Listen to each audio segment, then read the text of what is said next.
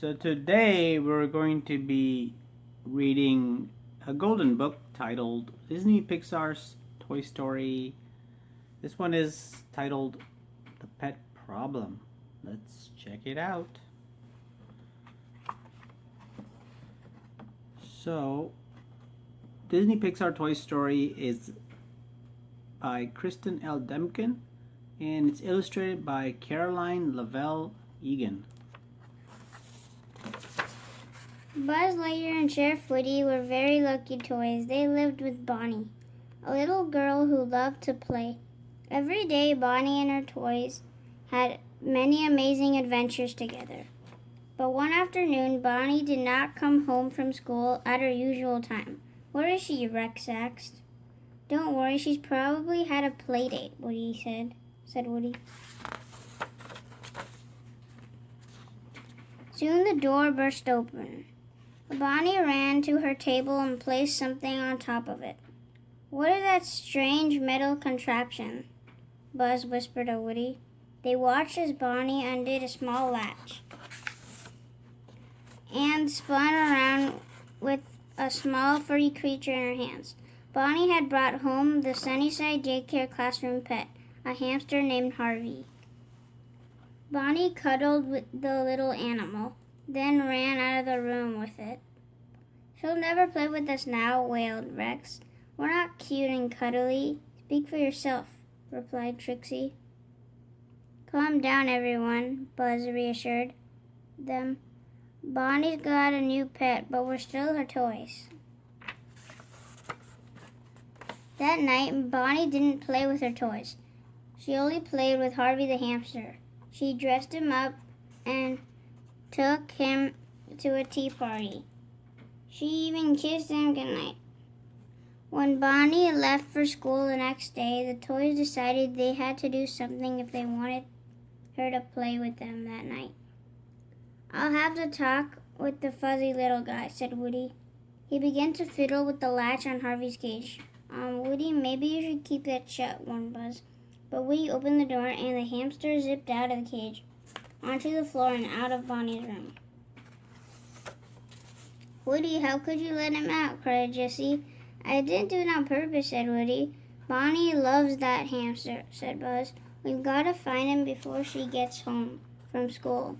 Together the toys tiptoed down the hall. Suddenly a furry head poked out of a nearby doorway. "I see him!" shouted Buzz. Harvey darted away. "Way to go, Captain Quiet," said Mr. Potato Head. "Maybe we should split up," suggested Woody. Ham and Mr. Pricklepants looked in the laundry room. A sock was moving in the laundry basement. They climbed up to get a better look. Suddenly Ham let out a huge sneeze and he and Mr. Pricklepants toppled to the floor, just as Harvey ran out of the room. "Guess I'm allergic to rodents," Ham said. Trixie and Mr. Potato Head were looking under the beds when Trixie spotted two eyes peering at her. She wiggled further under the bed and then, "Uh-oh, I'm stuck." Mr. Potato Head started tugging on Trixie's legs until pop, he lost his arms. The pair didn't even notice when Harvey darted away. A few minutes later, Buzz and Jessie spotted Harvey with his head buried in the couch cushions. Just as they tiptoed toward him, Jessie accidentally activated Buzz's noise laser. The startled hamster jumped off the couch and ran away again. All the toys met in the kitchen. They asked Chuckle if he had seen the hamster. "Is he small, furry, kind of round?" asked Chuckles. "That's him," said Mr. Potato Head. "Nope, haven't seen him," said Chuckles. Just then, the toys heard a noise coming from a cupboard. Woody opened the wooden door and found Harvey happily munching on some breakfast cereal. "Okay, Harvey," said Woody. "Time to go back to Bonnie's room." But the hamster just kept nibbling on his cereal. "Come on, little critter.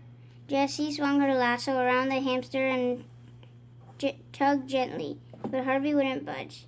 Suddenly, Buzz had an idea. Everyone grab a few pieces of cereal, then follow me, he said. Buzz began placing pieces of cereal in a line across the kitchen floor. He was making a trail. The other toys followed. When the hamster saw the cereal on the kitchen floor, he climbed out of the cupboard and nibbled his way through the kitchen, down the hallway, around the corner, into Bonnie's room, and back into his cage. The toys cheered.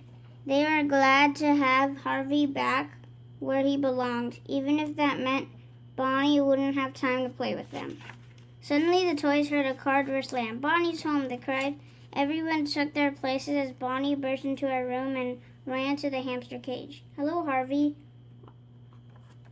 Are you ready to meet your new friend?" she asked. The toys were surprised when Bonnie introduced them to the hamster one by one. "We're all going to play together every day," she said. Soon the toys loved Harvey as much as Bonnie did.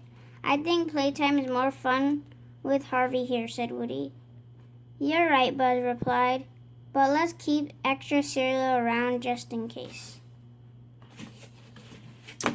Good book read. Thank you for spending your time with us once again, and stay tuned for more book videos. We've got plenty more in the works. Have a good day. Stay safe out there. Bye. Bye.